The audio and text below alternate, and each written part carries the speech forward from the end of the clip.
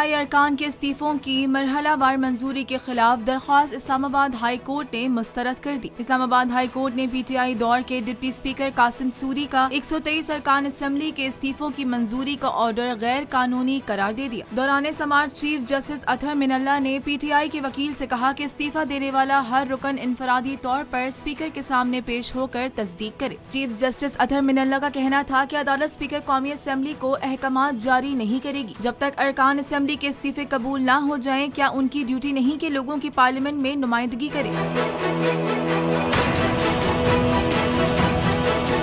पाकिस्तान तहरीक इंसाफ के वकील फैसल चौधरी ने कहा कि 123 में से सिर्फ 11 अरकान को निकालने की क्या तुक बनती है। अदालत ने कहा कि इस्तीफों से मुतालिक स्पीकर ने अपनी तसल्ली कर ली। अदालत स्पीकर की तसल्ली के मयार का जायजा लेने का इख्तियार नहीं रखती। अपने अरकान को स्पीकर के पास भेजने में तो हिचकिचाहट नहीं होनी चाहिए। फैसल चौधरी ने कहा कि हमें हिचकिचाहट है, इसलिए अदालत में आए हैं। मौजूदा स्पीकर ने हमारी बात कभी सुनी न सुनेंगे।